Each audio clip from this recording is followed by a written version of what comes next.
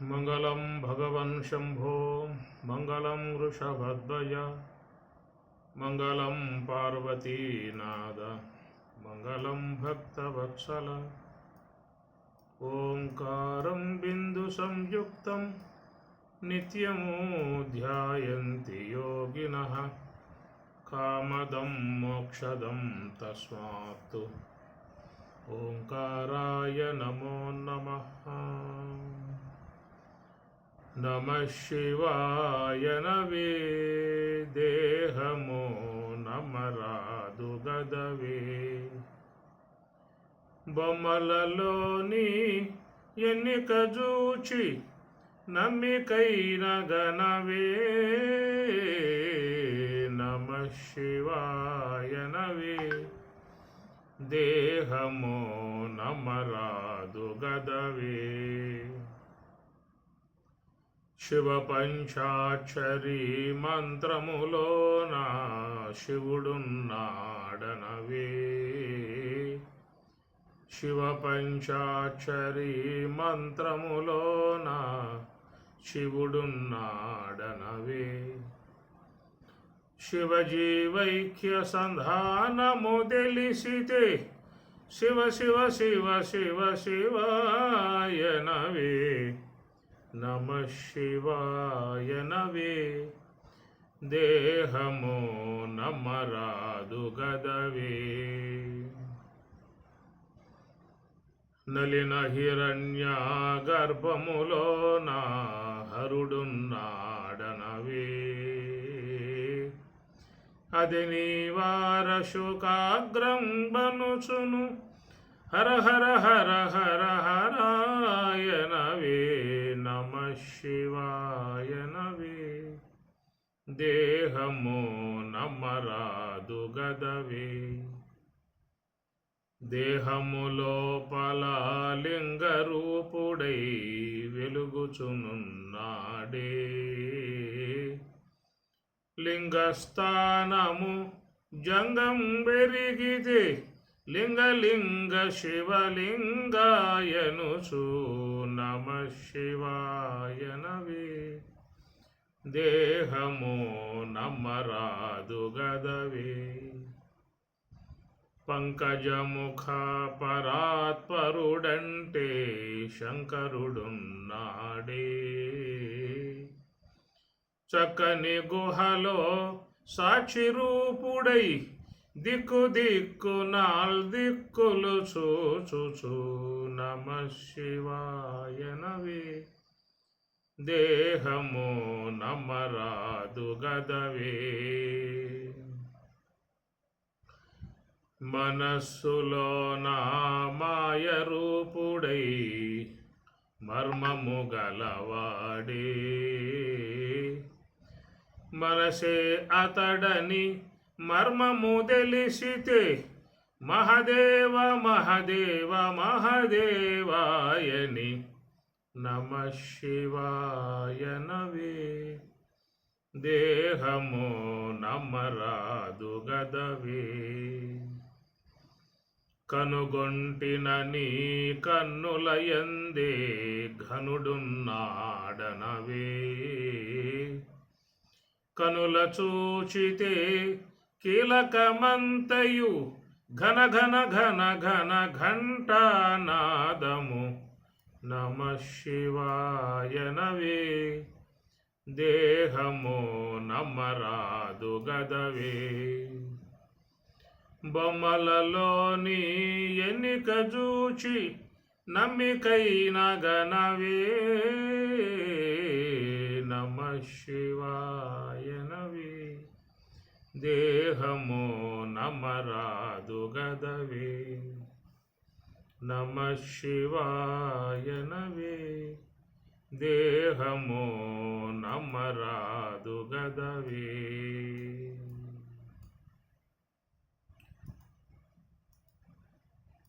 ఈశావాస్యోపనిషత్తు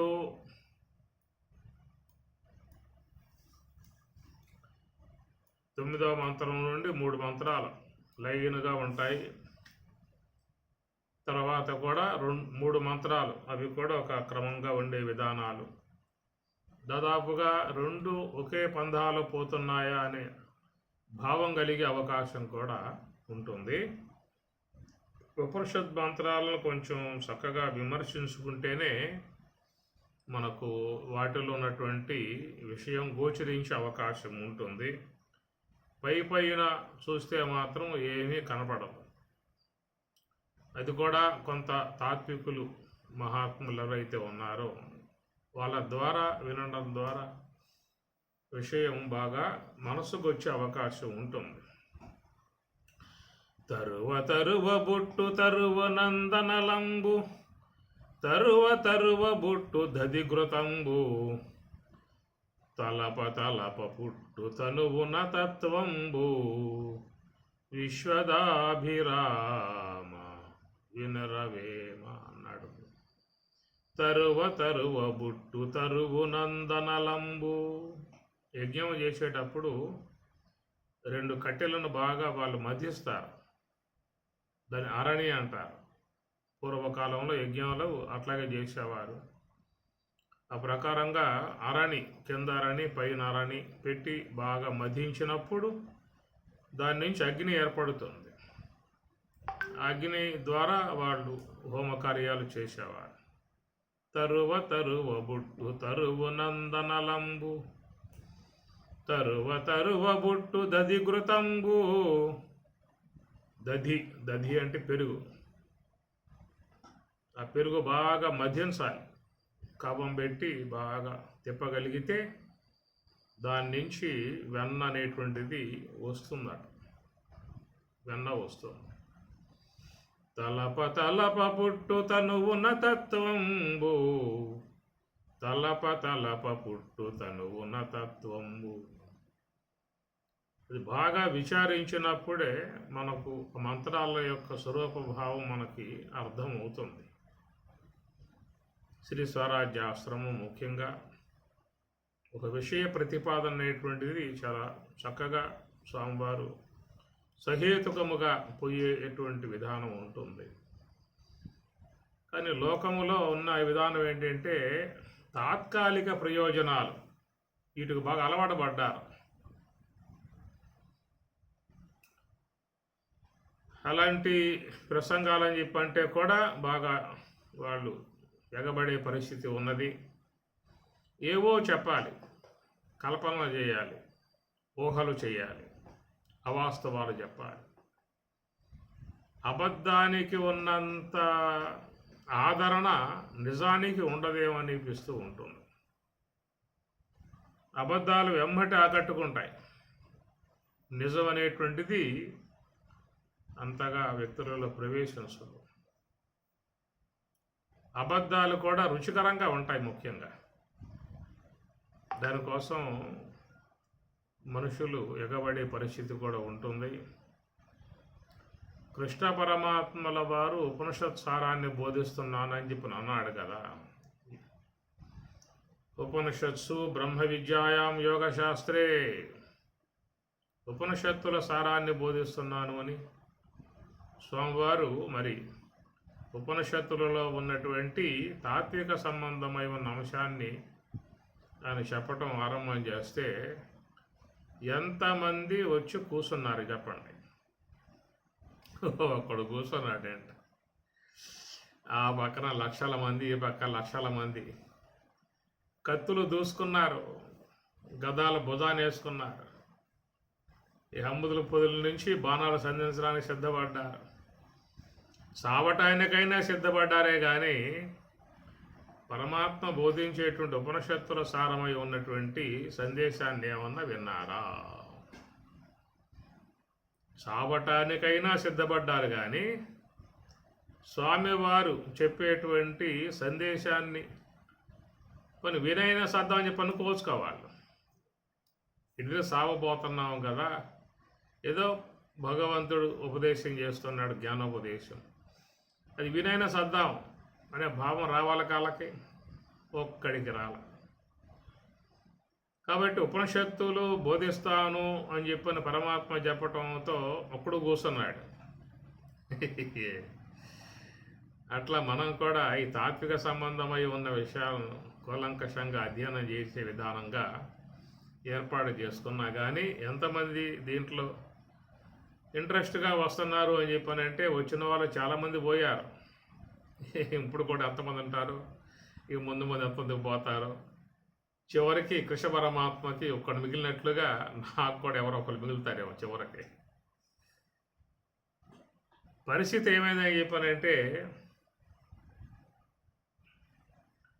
చెప్పే శక్తి లేదు, వినే ఓపిక లేదు. చాలామందిలో గమనిస్తున్న అంశం ఏంటంటే చెప్పగలరా అంటే చెప్పే శక్తి లేదు, వినగలరా అంటే వినే ఓపిక లేదు. ఇది పరిస్థితి. కనుక జీవితాలు శాశ్వతం కాదు. మహర్షులు మనకేదో చెప్పాలనేటువంటి తాపత్రయంతో వాళ్ళు బోధిస్తూ ఉన్నారు. అందుకే పూర్వకాలంలో విద్యా విధానంలో కూడా ఒక విధానం తీసుకొచ్చారు. విద్యను ఊరికే చెప్పరాదు అన్నారు. విద్యను ఊరకే చెప్పరాదు. కానీ విద్య వెలగట్టి అమ్మాలా, అమ్మకానికి పెట్టడం అది సహేతుకు కాదు.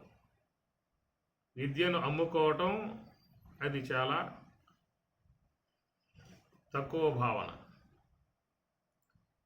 మరి ఊరకే చెప్పక విద్య వెలకట్టి అమ్మక ఎట్లా చేయాలి?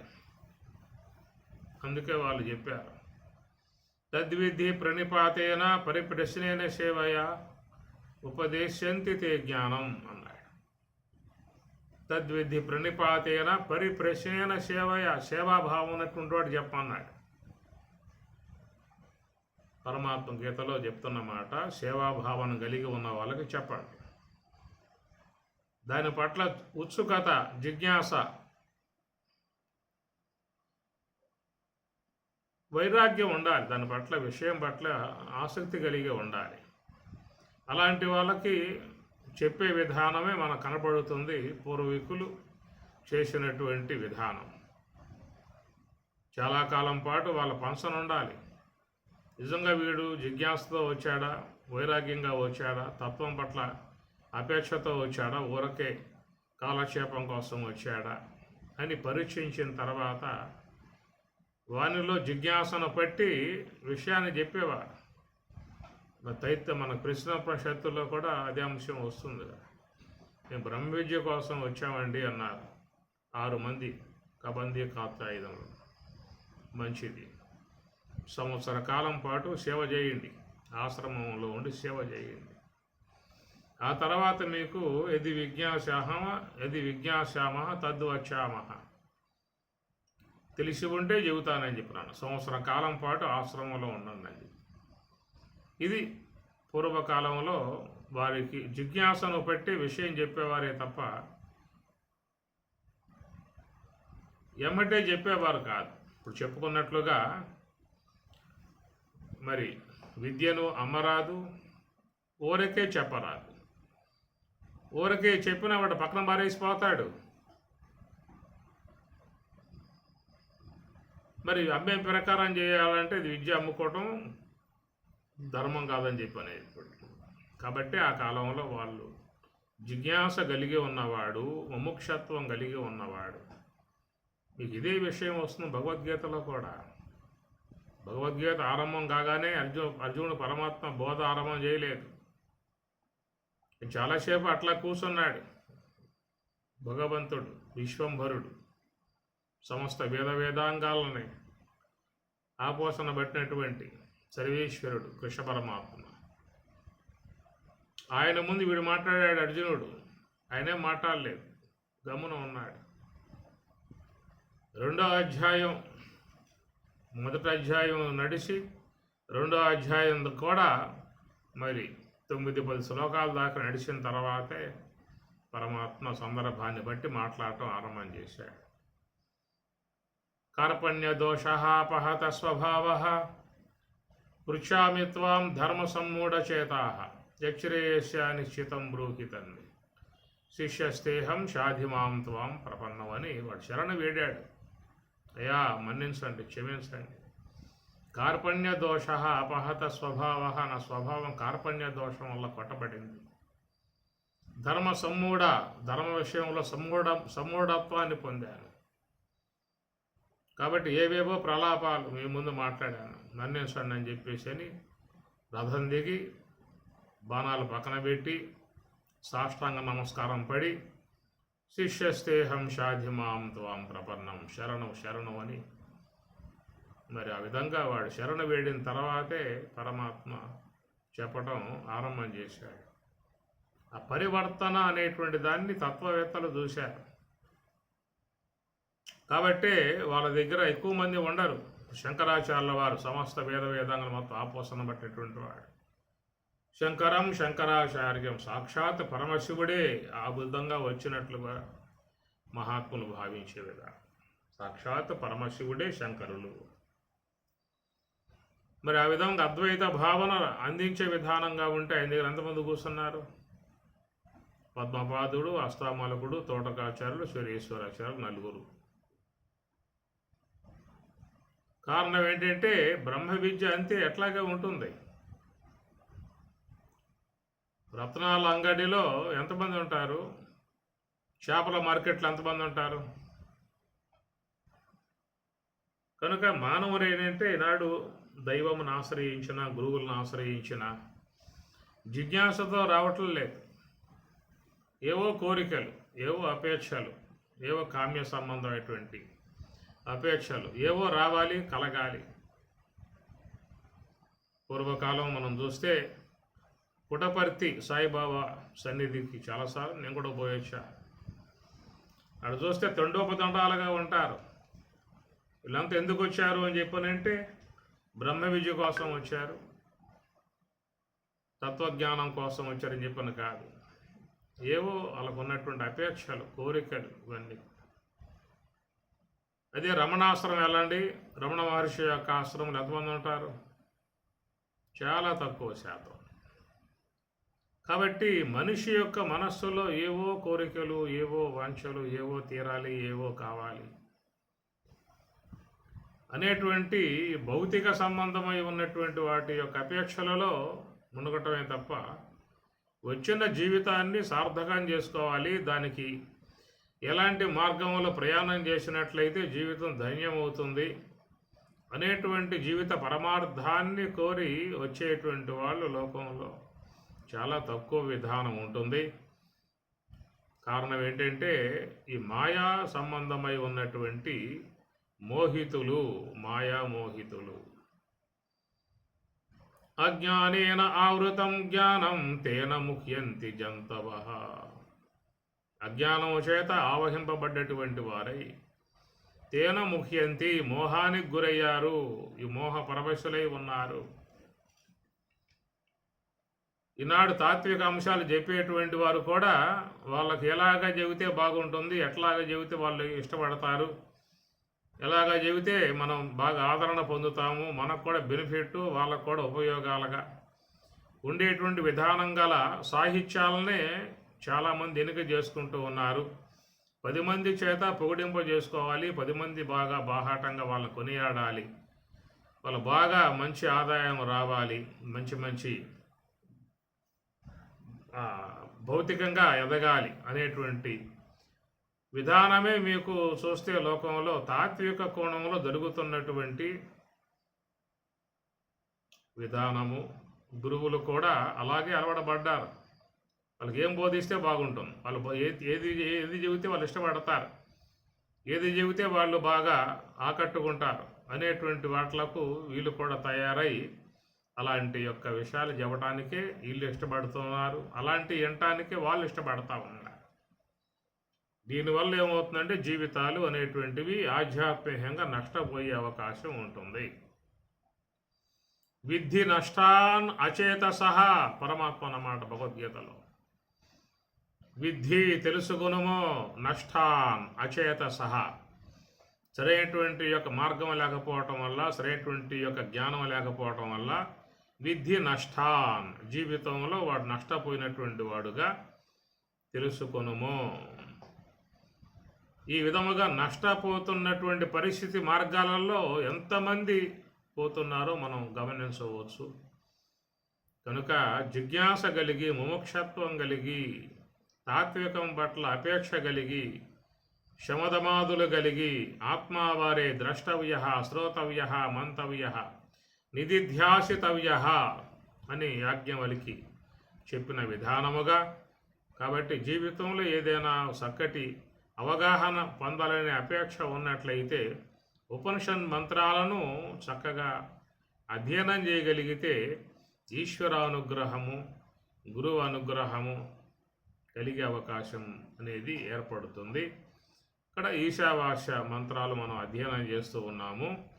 9, 10, 11 3 మంత్రాలు క్రమంగా ఉండేటువంటివి. ఈ 3 విశ్లేషించుకుంటే తప్ప మీకు దాంట్లో ఉన్న భావన గోచరించే అవకాశం లేదు. లేకపోతే ఊరికే అట్లా చూసామా వెళ్ళిపోయామా అనే భావమే కానీ దాని యొక్క భావం పూర్తిగా మనసుకు వచ్చే అవకాశం లేదు. గమనించండి, ఈ 3 మంత్రాలు మీరు ముందు పెట్టుకోండి, చదువుకోండి. అవి నేను మొన్న కూడా చెప్పాను ఈ విషయాలు మీకు. అందం తమః ప్రవిశంతి ఏ అవిద్యాం ఉపాసతే తతః భూయః యవతే తమః యః ఊ విద్యాయాం రతాః.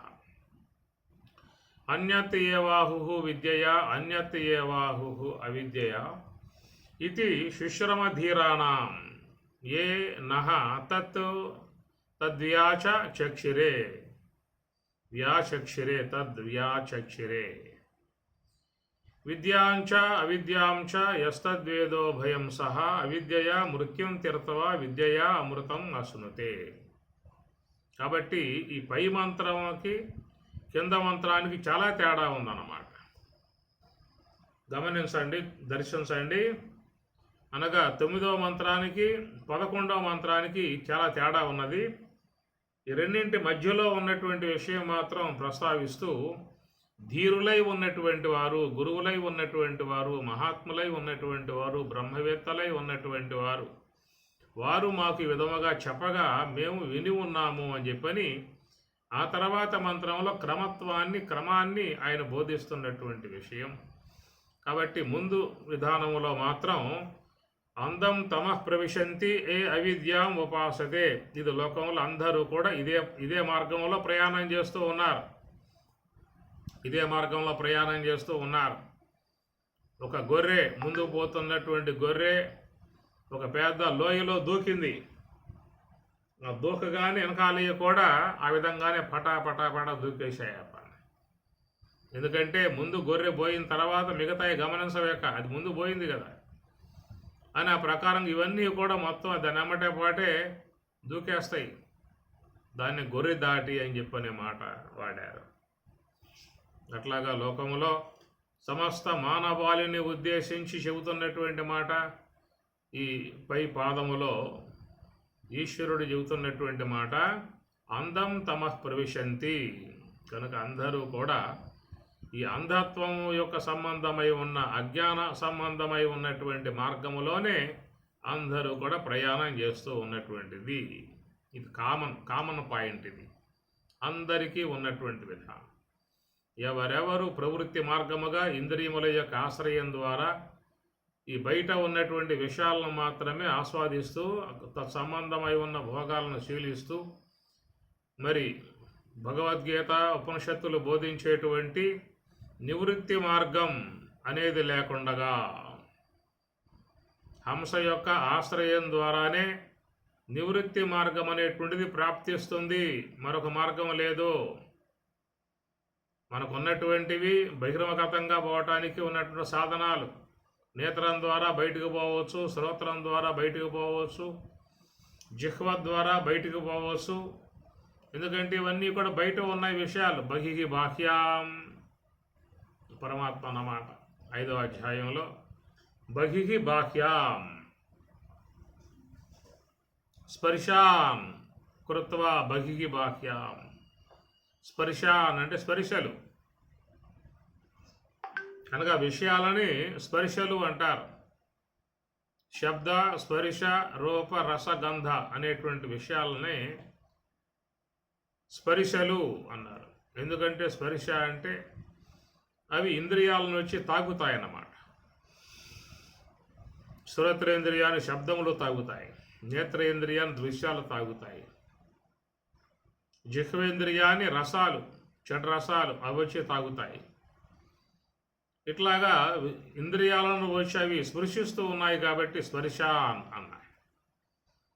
ఈ స్పర్శాన్ అనబడేటువంటి ఎక్కడ ఉన్నాయి అంటే బహిహి బాహ్యాం, బహిహి బాహ్యాం, బయట ఉన్నటువంటివి అని పరమాత్మ స్వయంగా చెప్పాడు. ఈ లోపల లేవు, బయట ఉన్నాయి, పంచభూతాలలో ఉన్నాయి. కాబట్టి బయట ఉన్నటువంటి వాటిని పొందాలంటే మనం కూడా ఇంద్రియాల ద్వారా బయటకు పోవాల్సిందే. బయటకు పోతున్నావా లోనకు పోతున్నావు అని విచారించుకుంటే అందరికీ అర్థమవుతుంది. బయటకు పోతున్నాం అనే విషయమే మనకి అర్థమయ్యే విధానం ఉంటుంది. ఈ ప్రకారముగా బయటికి పోయే విధానముగా ఉన్నంతకాలం అందం తమః ప్రవిశంతి.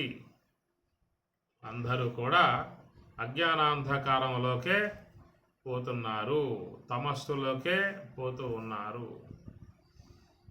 ఇట్లా బయటికి పోయే విధానముగా ఉన్నటువంటి వారు మరి గుణాలను ఆశ్రయిస్తూ ఉన్నారు. ఇంద్రియాలను ఆశ్రయిస్తే బయటికి పోవడం జరుగుతుంది. అనగా ఇప్పుడు చెప్పుకున్నాం కదా, నేత్రేంద్రియం ఆశ్రయిస్తే అది బయటికి పోయే విధానమే, శ్రోత్రేంద్రియం ఆశ్రయిస్తే అది బయటికి పోయే విధానమే, జిహ్వేంద్రియం ఆశ్రయిస్తే అది బయటికి పోయే విధానం. ఈ బయటికి పోయే విధానముగా ఒక విధానం ఉండగా దాంతోపాటు ఈ కామ క్రోధ లోభ మోహ మదమాశ్చర్యాది గుణాలను పైన వేసుకుని వాటితో సంయమనం పొంది వాటితో తాదాత్మ్యమును పొంది మానవుల లోకంలో విహరించటం కారణంగా ఇంకా అంధత్వానికి బాగా ఘనీభవించిన విధానముగా పోవటం అనేటువంటిది జరుగుతూ ఉన్నది.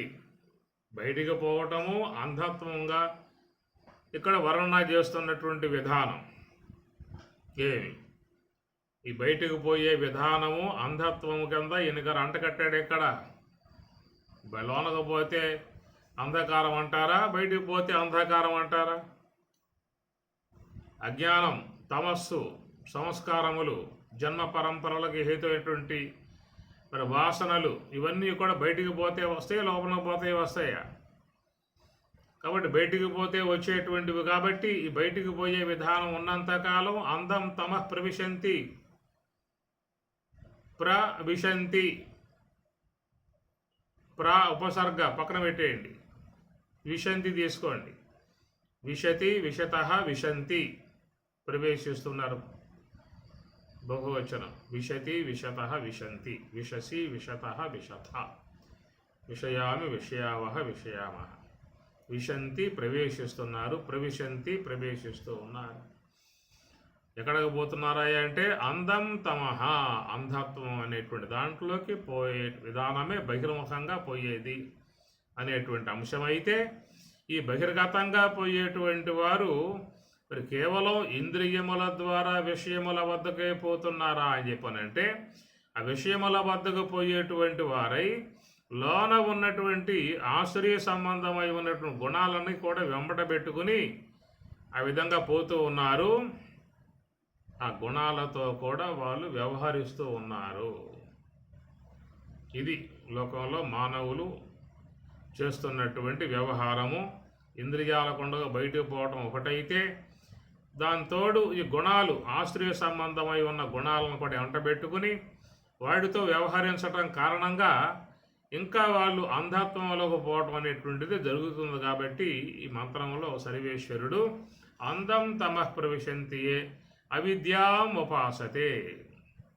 కాబట్టి అవిద్యా సంబంధమై ఉన్నటువంటి ఈ విషయములు ప్రకృతి యొక్క అంశాలని ఉపాసించేవాడు, సన్నిహితంగా పోయేవాడు, ఆశ్రయించేవాడు, వాటిని ఆస్వాదించేవాడు అంధత్వంలోకి పోతున్నాడు అనేటువంటి మాట మనకి గమనించాల్సినటువంటి అంశమైతే, రెండవది కొంచెం విరుద్ధ విధానముగా తతః భూయః యవతే తమః య విద్యాయాం రతాః. ఎవరైతే విద్యాయాం, ఇది సప్తమి భక్తి ఏకవచనం, ఇది విద్యాయాం విద్యయందు, విద్యా ఆకారాంత స్త్రీలింగం, విద్యా విద్యే విద్యాః, విద్యాయాం విద్యయందు రతాః ఆసక్తి గలవారు, రతః రతౌ రతాః బహువచనం. ఆసక్తి కలిగి ఉన్నటువంటి వారు తతః భూయ యువతే తమః, పైవాడు బహిర్గతంగా పోయి అనాత్మ సంబంధ సంస్కారాన్ని సంపాదించుకొని జన్మ పరంపరలకు ఒక చక్కటి మార్గం ఏర్పాటు చేసుకుంటూ ఉన్నాడు. అలాగా అంధత్వంలోకి, చీకటిలోకి, అవిద్యలోకి పోయేటువంటి వానికంటే ఈ విద్యను ఉపాసించేటువంటి వాడు ఇంకా అంతకంటే అంధత్వంలోకి పోవటము అనేది ఇక్కడ చెప్పినటువంటి మాట. అదే మనం 11వ మంత్రంలోకి పోయి చూసినట్లయితే విద్యయా అమృతం అశ్నుతే, విద్యయా విద్య చేత, తృతీయ భక్తి ఏకవచనం, విద్యయా విద్యతో, విద్య చేత, అమృతం అశ్నుతే, అమృతం అమృత స్వరూపాన్ని, నాస్తి మృతం మరణం యస్య సహ అమృతం, యస్య దేనికి మరణం మృత్యువు లేదో, నాస్తి లేదో తత్ అది అమృతం అంటారు. మరణ ధర్మం లేనటువంటిది ఏమిటయ్యా అంటే బ్రహ్మము. అమృతం అన్నప్పుడు బ్రహ్మమును అనేటువంటి దాన్ని చెప్పుకోవాలి. ఎందుకంటే పరిణామరహితమై ఉన్నటువంటి స్వరూపం బ్రహ్మం. ఈ విశ్వంలో అన్నీ కూడా పరివర్తన చెందేటువంటివే, పరిణామాన్ని చెంది కాలగర్భంలో కలిసిపోయేటువంటివే. కాలగర్భములో కలిసిపోకుండా విశ్వంలో ఏవి ఉండవు. మనకు భాగవతం 3వ స్కందంలో పోతే 4వ స్కందాల్లో అక్కడ ఈ మనువులు కానీ, దేవతలు కానీ, మన్వంతరాలు కానీ అందరూ కూడా ఈ కాల ప్రవాహంలో కొట్టుకుపోతున్న పరిస్థితి చెప్పుకొస్తారు. కొంచెం వ్యవధి ఉంటుంది. బ్రహ్మ సహితము కూడా, బ్రహ్మ కూడా అయిపోతే ఆయన కూడా వెళ్ళిపోవాల్సిందే, కాలగర్భంలో కలిసిపోవాల్సిందే. కాబట్టి ప్రకారముగా విశ్వములో మనకు ఏవైతే నామరూపాత్మికములుగా గోచరిస్తూ ఉన్నాయో అవన్నీ కూడా మృత్యువుకు లోబడి ఉన్నాయి, మృత్యువు యొక్క పరిధిలో ఉన్నాయి. ఏదో ఒక పూట కాలుడు వాట్లను కలిపేసుకుంటాడు, ఏవి ఉంచడు. అందుచేత అవన్నీ కూడా మృతం, ఎప్పటికైనా మరణించే ధర్మం కలిగి ఉన్నటువంటి అమృతం. నాస్తి మృతం మరణం యస్య సహ, యస్య దేనికి, నాస్తి మృతం మరణం, మృతం అంటే చావు, మరణం మరణం, నాస్తి లేదో తత్ అది అమృతం, అది బ్రహ్మము అని అర్థం. ఇంకేం కాదు, అక్కడ బ్రహ్మమే. విద్యయా అమృతం అశ్నుతే, విద్యయా విద్య చేత, అమృతం ద్వితీయ భక్తి యొక్క వచనం, అమృతం అమృతమును, అశ్నుతే పొందుతున్నాడు. ఇక్కడేమన్నాడు, విద్య చేత ఇంకా అంతకంటే అంధత్వంలో పోతున్నాడు అన్నటువంటి ఈ మాట. అక్కడేమో విద్యయా అమృతం అశ్నుతే, విద్య ద్వారా అమృత ప్రాప్తిని, బ్రహ్మమును పొందుతున్నాడు. శుద్ధంగా ఉంది మాట ఇది. ఇదేమిటి ఇక్కడ, విద్య ద్వారా ఇంకా వాడిని కంటే అంధత్వంలో పోతున్నాడు. ఇది గమనించండి, ఈ విషయాలు మీరు చూసినట్లయితే. ఒకటేమో పరోక్ష జ్ఞాన సంబంధమై ఉన్నటువంటి అంశము, రెండవది అపరోక్ష జ్ఞాన సంబంధమై ఉన్నటువంటి అంశము. ఇక్కడ విద్య అని, విద్యయా తతః భూయ యువతే తమః, అంతకంటే అంధత్వంలో పోతున్నారు విద్యను ఆశ్రయించి అనే మాట తాత్విక సంబంధమై ఉన్నటువంటి యొక్క అంశమును ఆశ్రయించి పరోక్ష జ్ఞాన సంబంధమై ఉన్నటువంటి విధానములో చెప్పినటువంటిది ఇది. రెండవది ఏంటంటే విద్యయా, అక్కడేమో విద్యయా అమృతం అశ్నుతే, విద్య ద్వారా అమృతం బ్రహ్మమును, అశ్నుతే పొందుతున్నాడు, బ్రహ్మమును పొందుతున్నాడు అనేటువంటి మాట ఏంటంటే నివృత్తి మార్గం, హంస యొక్క ఆశ్రయం ద్వారా స్థూల దేహము, సూక్ష్మదేహము, కారణదేహము దాటి ఏ యొక్క మహాకారణమై ఉన్నదో 4వ అంశము, నాంతఃప్రజ్ఞం న బహిష్ప్రజ్ఞం నో భయతః ప్రజ్ఞం న ప్రజ్ఞానఘనం న ప్రజ్ఞం నా ప్రజ్ఞం అదృష్టం అవ్యవహార్యం అగ్రాహ్యం అలక్షణం అచింత్యం ఏకాత్మప్రత్యయసారం ప్రపంచ ఉపశమం శాంతం శివం అద్వైతం చతుర్థం. నాలుగవది చతుర్థం. నాలుగవది స్థూలదేహము, సూక్ష్మదేహము, కారణదేహము, మహాకారణం. చతుర్థం నాలుగవ అంశం ఇది. ఎందుకంటే మూడింటి యందు జీవుడు ఉన్నాడు. విశ్వడు, తైసుడు, ప్రాజ్ఞుడు. చతుర్థం మన్యంతే స ఆత్మ సవిజ్ఞేయ. కాబట్టి ప్రకారముగా హంస యొక్క ఆశ్రయం ద్వారా మరి సర్వ సంకల్ప సన్యాసి పరమాత్మ చెప్పినట్లుగా మనస్సులో ఏ సంకల్పము లేకుండగా తత్రైకాగ్రం మనఃకృత్వా మనస్సును ఏకాగ్రపరచి యుంజన్నేవం సదాత్మానం యోగి విగత కల్మష సుఖేన బ్రహ్మ సంస్పర్శం. ఇవన్నీ కూడా విద్యయా అమృతం అశ్నుతే. అక్కడ మహర్షులందరూ కూడా అదే మార్గంలో ఉన్నారు. వారు అమృత ప్రాప్తిని పొందటం అనేటువంటిది జరిగిందనమాట. కాబట్టి నివృత్తి మార్గ విధానములో ఉన్నప్పుడు ఏర్పడేటువంటి దానిని శుద్ధ సాత్విక బ్రహ్మాకార వృత్తిని విద్య అనేటువంటి అంశం ఇక్కడ. అక్కడేమో తతః భూయః యవతే తపః. విద్యను ఆశ్రయించినటువంటి వారు ఇంకా అంతకంటే అంధత్వంలోకి వాళ్ళు పోతున్నారు అనేటువంటి మాట. ఇది పరోక్ష జ్ఞానమునకు సంబంధించినటువంటి అంశము. శాస్త్ర సమ్మతమై శాస్త్ర పరిధిలో చేరి ఉన్నటువంటి అంశము కనుక చాలామంది పొరబడ్డటువంటి యొక్క విధానము ఈ బోధన అనేటువంటి అంశము కాడ. నివృత్తి మార్గ విధానం మాత్రం అందరికీ ఒకటే. ఎవరెవరు హంస యొక్క ఆశ్రయం ద్వారా మరి నివృత్తి మార్గంలో ప్రయాణం చేస్తారో వాళ్ళందరికీ కూడా కలిగేటువంటి యొక్క ప్రయోజనం అనేటువంటిది ఒక్కటే. ఇది గమనించాల్సినటువంటి యొక్క అంశము. ఈ విషయంలో మరి కింద మంత్రం చెప్పినట్లుగా అన్యత్ ఏవాహు విద్యయా అన్యత్ ఏవాహు అవిద్యయా. కాబట్టి అవిద్య ద్వారా కలిగే ప్రయోజనం గురించి, విద్య ద్వారా కలిగేటువంటి ప్రయోజనం గురించి ఇది శుశ్రమ ధీరాణం. ధీరాణం షష్ఠీ భక్తి బహువచనం. ధీరాణం అంటే బ్రహ్మజ్ఞానులు. ధీరాణం అంటే బ్రహ్మజ్ఞానులు. ఇది శుశ్రమ కాబట్టి వారు మాకు చెప్పగా మేము విన్నాము అన్నారు. కనుక మహర్షుల యొక్క బాటంతా ఒకటే. ఉపనిషత్తులు గమనించండి, దాంట్లో ఒకే తత్వం ఉంటుంది, ఒకే మార్గం ఉంటుంది. అన్య మార్గాలు దాంట్లో ఉండవు. లోకంలో ఈ మానవులు అల్పజ్ఞత్వం కలిగి ఉన్నటువంటి వారు నానా రకాలే ఉన్న మార్గాలను బోధిస్తూ ఉన్నారు. వివిధ భంగిమలను బోధిస్తూ ఉన్నారు. సరైనటువంటి యొక్క విధానం లేకుండా కంపలో పడ్డ కాకిలాగా చేస్తూ ఉన్నారు.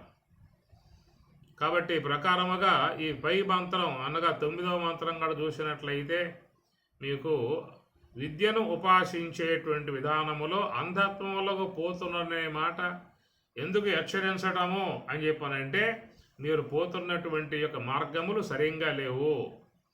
మీరు ఊహా సంబంధ మార్గాలు ఎందుకు చేసుకుంటూ ఉన్నారు. ఇవి చేసుకోవటమే కాకుండా మరి కొద్ది మందికి కూడా మార్గాన్ని ఆ విధంగా బోధించి వాళ్ళను కూడా అంధత్వంలోకి తీసుకుపోతూ ఉన్నారు. ఇక్కడ పరోక్ష జ్ఞాన సంబంధమై ఉన్నటువంటి సర్కిల్లో చేరి ఉన్నటువంటిది ఇక్కడ చెప్పేటువంటి యొక్క అంశము. ఇక్కడ నానా రకాలై ఉన్నటువంటి నానా జాతులుగా చేరినటువంటివన్నీ కూడా ఇక్కడే ఉన్నాయి గుమికూడి. ఎవరికి పొంతన లేదు, ఎవరికి కూడా క్లారిటీ లేదు. ఒక్కరు ఒక్కొక్క రకంగా వాళ్ళు చెప్పేటువంటి వాళ్ళు తయారయ్యారు.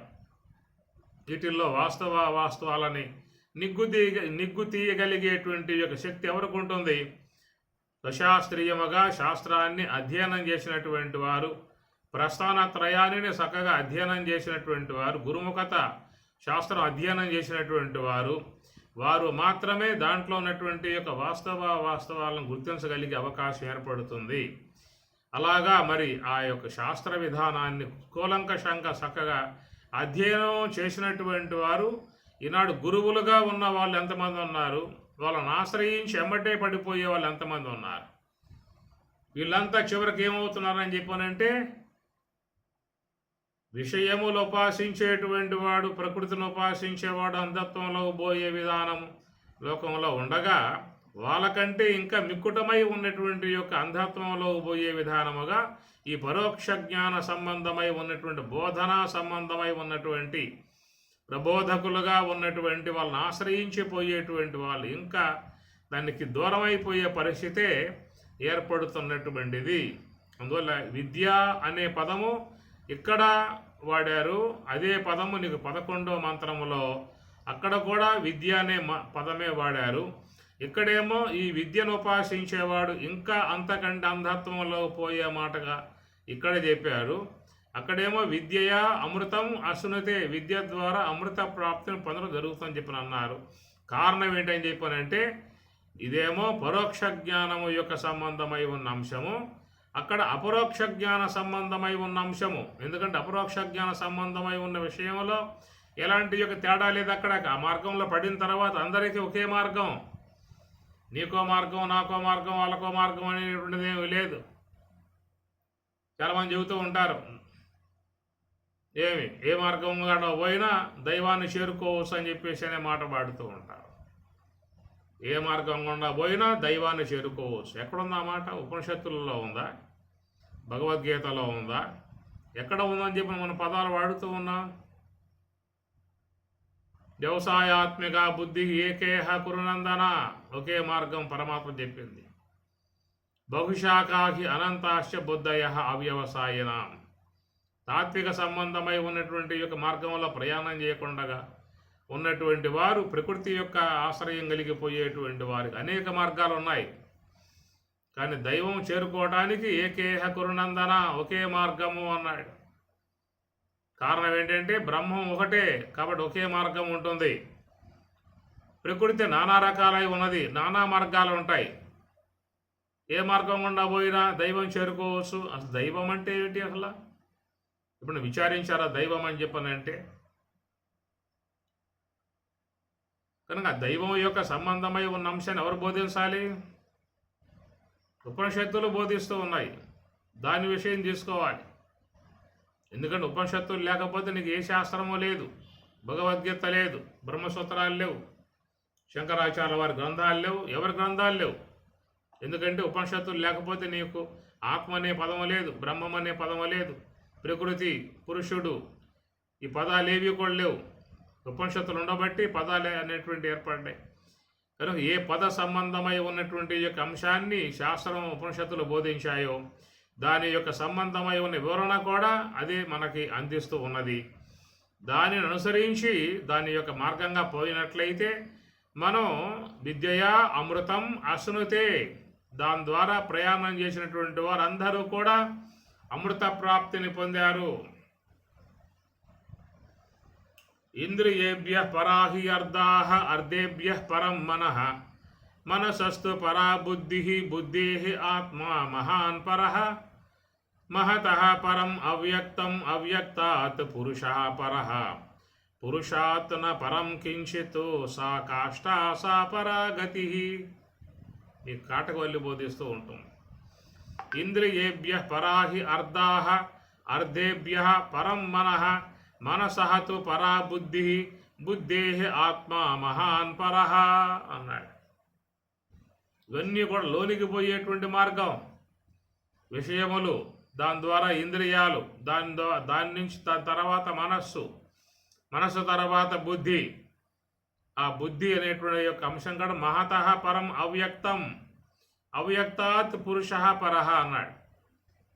కనుక అక్కడి నుంచి తర్వాత అహంకార తత్వం, అది దాడితే మహత్తత్వం, అది దాడితే అవ్యక్త తత్వం. అవ్యక్తాత్ పురుషః పరః, అవ్యక్త తత్వమునకు పర వేరుగా ఉన్నటువంటి పురుషుడు పరః బ్రహ్మము. పురుషాత్ న పరం కించిత్, పురుషాత్ అటు బ్రహ్మము కంటే పరం కించిత్, కించిత్తు వేరుగా, పరం వేరుగా లేదు. సా కాష్ట సా పరాగతి, అదే పరమావధి. ఇది మనకి ఇది శుశ్రమ ధీరాణం, మహర్షులుగా ఉన్నటువంటి వారి యొక్క మాటలను మనం అధ్యయనం చేసినట్లయితే అని చెప్పింది అక్కడ అదే విషయం. ఇది ఈ ప్రకారముగా శుశ్రమ విన్నాము అన్నాడు. ధీరాణం కనుక చెప్పగలిగేటువంటి యొక్క విధానం మహర్షులు మాత్రమే మనకి అందించాల్సి ఉంటుంది. అట్టి మహర్షులు మనకి ఇచ్చినటువంటి ఉపనిషత్తులు ప్రామాణికంగా తీసుకున్నట్లయితే వారు మరి అందం తమ ప్రవిశంతి అవిద్యాం ఉపాసతే తతః భూయ అనే పదం వాడే అవకాశం లేదు అక్కడేక. విద్యాయాం రతాః, విద్య యందు ఆసక్తి గలవారు, ఇంకా వారు చక్కగా తాత్విక సంబంధమై ఉన్నటువంటి ప్రకాశంలోకి పోయే విధానం ఏర్పడుతుంది. తాత్విక సంబంధమై ఉన్నటువంటి విషయాన్ని అధ్యయనం చేసినప్పుడు వాళ్ళు ప్రకాశంలోకి వెళ్ళాలి. కానీ ఇక్కడ తతః భూయ అంతకంటే మిక్కుటమై ఉన్న అంధత్వంలోకి పోవటం అంటే కారణం ఏంటని చెప్పని వీళ్ళు పోతున్నటువంటి ఆధ్యాత్మికమైనటువంటి విధానములో వాళ్ళు పోతున్నటువంటి యొక్క మార్గం సరైనటువంటిది కాదు. దాన్ని మనం అర్థం చేసుకోవాలంటే ఇది శుశ్రమ ధీరాణం, అది మధ్యలో ఆ యొక్క మంత్రాన్ని అక్కడ ఆయన పెట్టుకొచ్చాడు. ఇది శుశ్రమ ధీరాణం, ధీరులై, ఎవరు ధీరులు? ఋషులు ధీరులు, ఋషివాణి. అది పరమాత్మ 13వ అధ్యాయంలో అక్కడ కూడా మాట పాడతాడు. బ్రహ్మసూత్ర పదైశ్చైవ హేతుమద్భిర్వినిశ్చితై, మహర్షులు ఏ యొక్క విషయాలు బోధించారో అట్టి ఆ విషయాలను తీసుకున్నట్లయితేనే వారు సరైనటువంటి యొక్క మార్గంలో పయనించే అవకాశం ఏర్పడుతుందనేటువంటి మాటకి మరి అక్కడ పరమాత్మ చెప్పుకొస్తూ బ్రహ్మసూత్ర పదైశ్చైవ హేతుమద్భిర్వినిశ్చితై అంటాడు. కాబట్టి ప్రకారముగా ఈనాడు ఆధ్యాత్మిక రంగం ఏ యొక్క పరిస్థితికి దిగజారిందని చెప్పనంటే ఒక వ్యాపార సరళి అయిపోయింది. ఆధ్యాత్మికం అనేటువంటిది కూడా ఒక వ్యాపారం కింద తీసుకొచ్చేసారు. దాని ద్వారా ధనాన్ని బాగా ఆర్జించటానికి చక్కటి అవకాశముగా ఏర్పాటు చేసుకున్నారు. జీవిత పరమార్థాన్ని తెలియజేసేటువంటి యొక్క ఆధ్యాత్మికాన్ని వ్యాపారంగా పెట్టి సామాన్యులై ఉన్నటువంటి యొక్క వాళ్ళని ఈ మాటల చేత మాయబుచ్చి వాళ్ళ నుంచి నిధులు రాబట్టి వాళ్ళు ధనవంతులు కావటానికి లోకంలో చాలా వరకు జరుగుతున్నటువంటి అంశము. దీంట్లో ఏమైనా మీకు పొరపాటు అనిపిస్తే, తప్పు అనిపిస్తే కూడా పరిశీలన చేసుకోవచ్చు. ఎంతమంది సరైనటువంటి యొక్క మార్గ విధానంగా బోధిస్తున్నారో, ఎంతవరకు అపమార్గంలో లాక్కుపోతున్నారో అర్థమవుతుంది. దానిని ఉద్దేశించి ఇక్కడ ఈ మహర్షుల వారు అవిద్యను ఉపాసించేవారు అంధత్వంలో పోతూ ఉంటే విద్యను ఆశ్రయించినటువంటి వారు ఇంకా అంతకంటే అంధత్వంలో పోవడం అనేటువంటి మాట, అది ఎంతవరకు మనకి అర్థమవుతుందో మీరు గమనించుకోవచ్చు. ఇది పరోక్ష జ్ఞాన సంబంధమై ఉన్నటువంటి అంశము. దానిని వాస్తవములు సామాన్యులై ఉన్నటువంటి వాళ్ళు చూడగలిగే అవకాశాలు లేవు. ఎందుకంటే వాళ్ళకి శాస్త్రం పట్ల పట్టు లేదు, శాస్త్రం యొక్క అవగాహన వాళ్ళకేమి లేదు.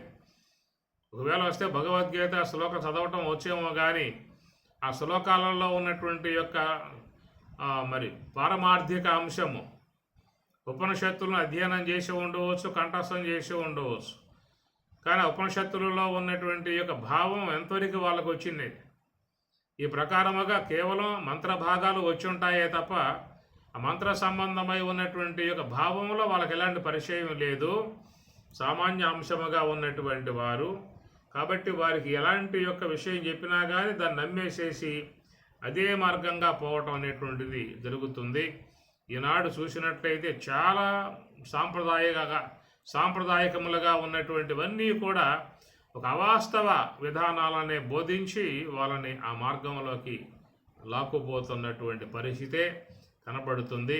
ఉపనిషత్తులు బాగా అధ్యయనం చేయగలిగితే, వాటిల్లో ఉన్నటువంటి యొక్క భావాన్ని మీరు గ్రహించగలిగితే, ఎవరెవరు ఏ ప్రకారము ఎంతెంత మరి అబద్ధములు అనగా అవాస్తవములు అసత్యములను బోధించి జనుల్ని ఆ వైపుకి లాక్కుపోతున్నారో అర్థమవుతుంది. కాబట్టి పరోక్ష జ్ఞాన సంబంధమై ఉన్నటువంటి విధానములో ఏ యొక్క బోధన అనేటువంటి విధానములో విద్యగా చలామణిగా విద్యగా అనేది ఉన్నదో, అలాంటి ఆ యొక్క పరోక్ష జ్ఞాన సంబంధమై ఉన్నటువంటి విద్యను అపాసించేటువంటి వారు ఇంకా అంధత్వంలోకి పోయే విధానముగానే వాళ్ళు లోకంలో కలగజేస్తూ ఉన్నారు. కానీ అన్యత్ ఏవాహు విద్యయా అన్యత్ ఏవాహు అవిద్యయా. కాబట్టి విద్య ద్వారా కలిగే ప్రయోజనం ఏమిటో, అవిద్య ద్వారా కలిగే ప్రయోజనం ఏమిటో, ఆ రెండింటి యొక్క విషయాన్ని ధీరాణం, చాలా గొప్ప విషయం ఇది. మనం ఆశ్రయించిన గురువులు ఎలాంటి వారు అనేటువంటి యొక్క విషయాన్ని తాత్విక మార్గంలో ప్రయాణం చేసేటువంటి వాళ్ళు చూసుకోవాల్సి ఉంటుంది. మీకు ఆ విషయం బృహదారణ్యకోపనిషత్తులో వస్తుంది, చాందోగ్యోపనిషత్తులో వస్తుంది. చాందోగ్యోపనిషత్తులో సనత్ కుమారుని ఆశ్రయిస్తాడు నారద భగవాన్ల వారు. ఆయన వద్ద బ్రహ్మ విద్య కోసంగా వస్తాడు నారద భగవాన్ల వారు సనత్ కుమారుని వద్దకి. వచ్చిన తర్వాత ఆయన ప్రశ్న వేస్తాడు, నువ్వు ఎవరెవరి దగ్గర ఏవేవి విన్నావో చెప్పరా అన్నాడు. అప్పుడు నారదుడు ఎవరెవరి వద్ద ఏవైతే విన్నాడో అవన్నీ కూడా మీకు ఆయన చెప్పుకొస్తాడు. ఆ విన్నటువంటివన్నీ కూడా కక్కిన తర్వాత, విన్నటువంటివన్నీ కూడా బయట పడేసిన తర్వాత అప్పుడు మొత్తం కడిగి పారేసేసి సరైనటువంటి యొక్క మార్గ విధానాన్ని నారదునికి సనత్ కుమారు బోధించే అంశం మీకు చాందోగ్యోపనిషత్తులో వస్తుంది. ఒకసారి చూడండి. అంటే బృహదారణ్యకోపనిషత్తులో కూడా మరి యాజ్ఞవల్కి వద్ద జనకుడు కూర్చున్నాడు, నమస్కారం చేశాడు.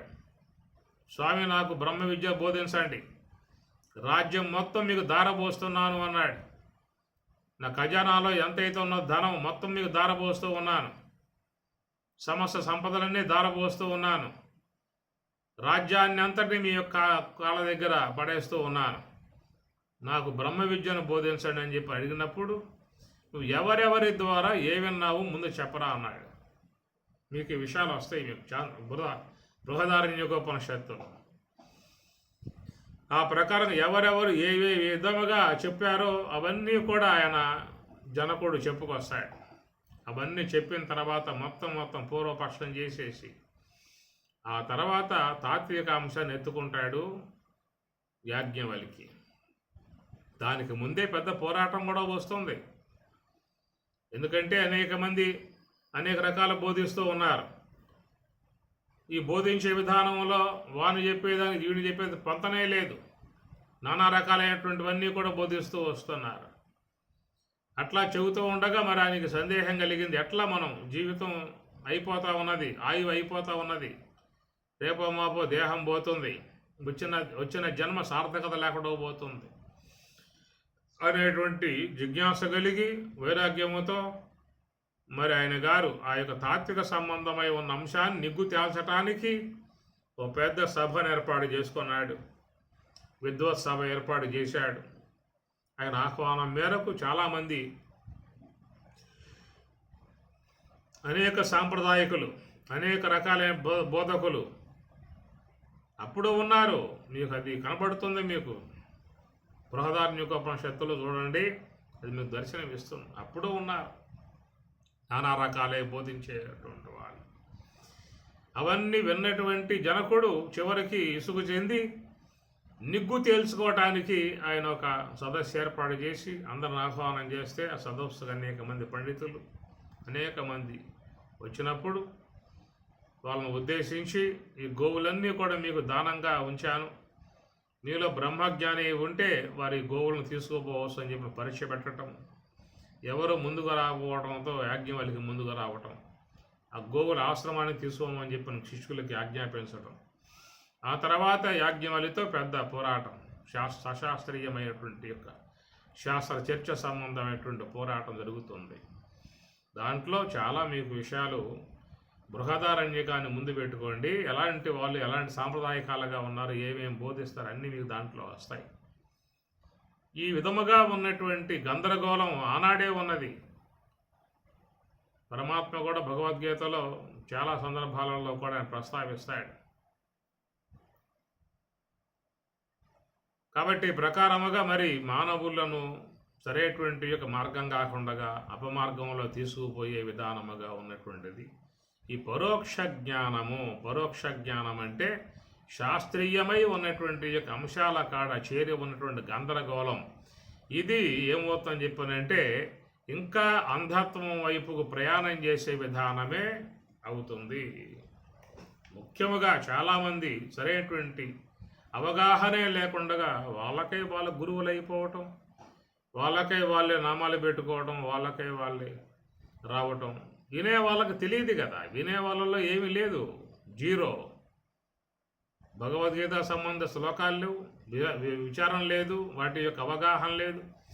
వాళ్ళు ఏ వైపుకు లాక్కుపోతే ఆ వైపుకల్లా వచ్చేస్తారు.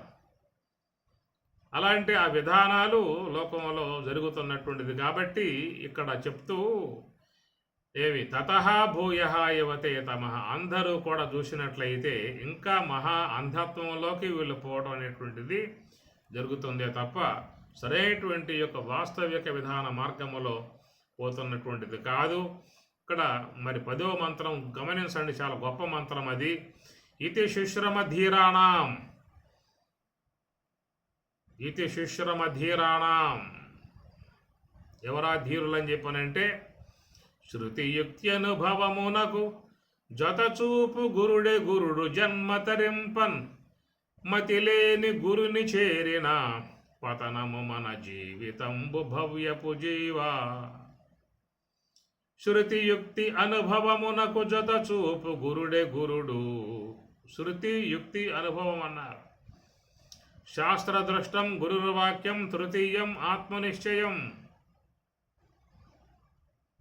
కాబట్టి వీటి యొక్క విషయంలో బాగా చక్కగా అవగాహన పొందినటువంటి యొక్క వారు పూర్వకాలంలో శాస్త్రాన్ని అధ్యయనం చేసే విషయంలో 12 సంవత్సరాలు ఆశ్రమాలలో కూర్చోబెట్టేవారు.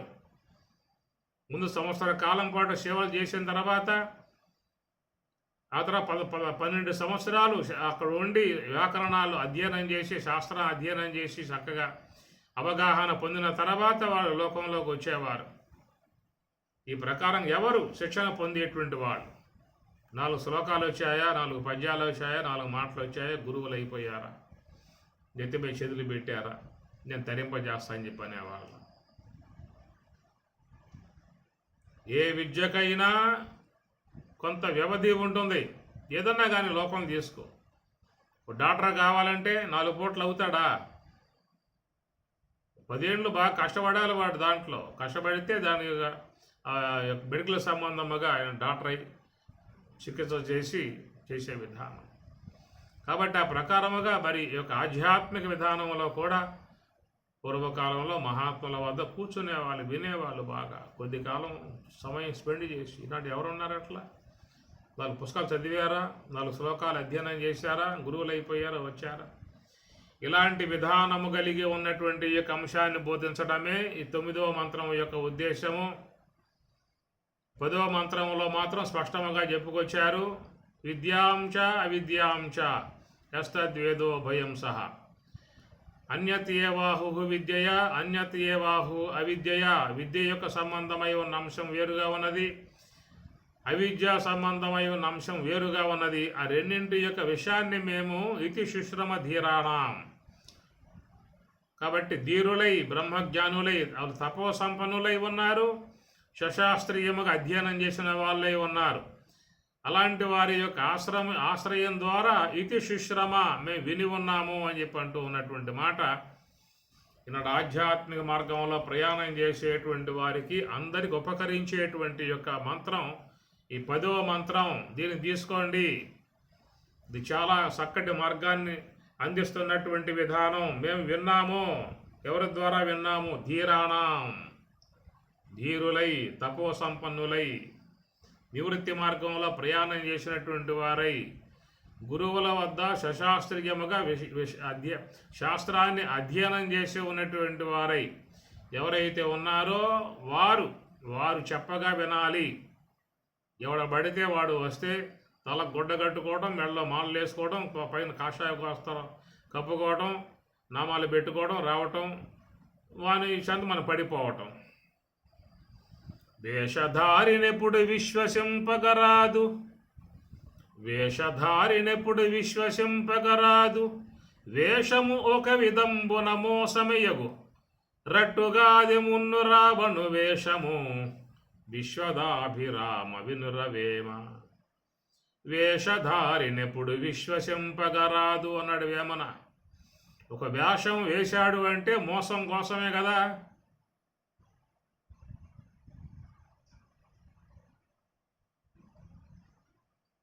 పైన ఒక రంగు పులిమేటువంటి దేనికి పులుముతాడు? మోసం చేయటానికి. కాబట్టి మీరు చూస్తే పూర్వకాలంలో అందరూ కూడా ఆచార్యులై చక్కటి శాస్త్రాధ్యయనం గలవారై శిక్ష, కల్ప, వ్యాకరణ, నిరుక్తం, ఛందస్సు, జ్యోతిష్ శాస్త్రం లాంటి వాటిని అధ్యయనం చేసి ఉపనిషత్తులు చక్కగా అవగాహన చేసుకుని తపస్సు శీలించి ముఖ్యంగా బహవః జ్ఞాన తపసా పూతా మద్భావం ఆగతాః. భగవద్గీతలో స్వామివారు చాలా సందర్భాలలో చెప్పుకొస్తారు. జ్ఞానం విజ్ఞాన సహితం యజ్ఞాత్వా మోక్షసే అశుభాత్. జ్ఞానం విజ్ఞాన సహితం జ్ఞానం ప్రవక్ష్యామి. విజ్ఞాన సహితమై ఉన్నటువంటి జ్ఞానాన్ని బోధిస్తున్నా అని చెప్పి అంటాడు. గమనించండి మీరు. ఈ యొక్క శ్లోకాలు మీకు 7వ అధ్యాయంలోనూ చూడవచ్చు. మీరు 9వ అధ్యాయాలు చూడండి, 2 సార్లు ఉంటాయి మీకు. 7వ అధ్యాయము 9వ అధ్యాయం 2 సార్లు వస్తాయి తొలిగానే. జ్ఞానం తేహం సవిజ్ఞానం, జ్ఞానం తేహం సవిజ్ఞానం, విజ్ఞానముతో చేరి ఉన్న జ్ఞానాన్ని బోధిస్తున్నా అన్నాడు. ఇదం తుతే గుహ్యతమం ప్రవక్ష్యామ్యనసూయవే. జ్ఞానం విజ్ఞాన సహితం అంటాడు అక్కడ 9వ అధ్యాయంలో. కాబట్టి విజ్ఞానం అంటే అపరోక్షానుభూతి, జ్ఞానము అంటే సంబంధమై ఉన్నటువంటి విషయ ప్రతిపాదన. ఈ ప్రకారంగా వాళ్ళు సశాస్త్రీయంగా విద్యను అధ్యయనం చేసి నివృత్తి మార్గంలో ప్రయాణం చేసి స్వరూప అనుభవాన్ని పొందినటువంటి వారై మనకు ఆ యొక్క విధానముగా చెప్పేటువంటి వాళ్ళు పూర్వకాలంలో ఉండేవారు. ఇప్పుడు చూసినట్టు ఇప్పుడే కాదు, మనం చూసాం కదా, చాందోగ్యోపనిషత్తులోనే మీకు వస్తుంది, బృహదారణ్యోపనిషత్తులో వస్తుంది, ముండకోపనిషత్తులో వస్తుంది, కఠోపనిషత్తులో వస్తుంది. ఇవే విషయాలు చెప్పుకొచ్చారు అక్కడ కూడా. అవిద్యాయాం అంతరే వర్తమానాః స్వయం ధీరాః పండితం మన్యమానాః దంద్రమ్యమానాః పర్యంతి మూఢాః అంధేనైవ నియమాన యథాంద. లోకంలో వాళ్ళు అంధులై ఉండి తెలియనితనముతో ఉండి తపస్సు లేక నివృత్తి మార్గం లేక కేవలం భాషా జ్ఞానం కలిగి అందముగా అలంకారప్రాయముగా శోభాయమానముగా ఆకర్షణీయముగా పదాలు వాడుతూ అందరినీ కూడా బుట్టలో పడేసే విధానముగా చేసేటువంటి వారు వారిని ఉద్దేశించి మాట్లాడుతూ అవిద్యాయాం అంతరే వర్తమాన స్వయం ధీరా పండితం మన్యమాన దంద్రమ్యమాన పర్యంత మూఢా అంటాడు. అంధేనైవ నియమాన యథాంద. ఈ విధముగా ఉన్నటువంటి యొక్క బాలను ఉద్దేశించి చెప్పేటువంటి మంత్రం 9వ మంత్రం. అందం తమ ప్రవిశంతి అవిద్యాం ఉపాసతే. ఈ సర్వ మానవులకు వర్తించేటువంటి యొక్క భాగం పై పాదం తీసుకోండి. కింద పాదం చూసినట్లయితే మేము గురువులము, మేము ప్రబోధకులం, మేము మీకు మోక్ష మార్గాన్ని బోధిస్తాం, శక్తిపాతం చేస్తాం, నెత్తిని చేయబెడతాం, 10,000 ఇచ్చేసే చాలు మాకు, మీకు మోక్షం కలగజేస్తాం అన్న విధాయకాలుగా మీకు ప్రతి దాంట్లో ఒక్కొక్క దాన్ని తీసుకుంటే దాంట్లో ఉన్నటువంటి కడిగి పారేయచ్చు. ఈయనే ఓపిక మీకు ఉండాలి. కానీ ఏవైతే లోకంలో మేము ప్రబోధకులుగా ఉన్నామో, నిర్దేశంగా ఉన్నటువంటి వాళ్ళు తీసుకుంటే ఒక్కొక్క అంశాన్ని మీకు దాంట్లో ఉన్నటువంటి యొక్క అవకతవకలన్నీ కూడా బయటపడతాయి. కాబట్టి ప్రకారముగా వాళ్ళు అంధత్వంలోకి పోతున్నారు, వాళ్ళెమ్మటే పోయేవారు ఇంకా అంధత్వంలోకి పోయే విధానమైనటువంటి మాట పరోక్ష జ్ఞాన సంబంధ విషయంలో చేరి ఉన్న అంశమైతే 2వ మంత్రం అనగా 10వ మంత్రం మీకు చాలా ఉపకరించేటువంటి మంత్రం. అన్యత్ ఏవాహు విద్యయా అన్యత్ ఏవాహు అవిద్యయా.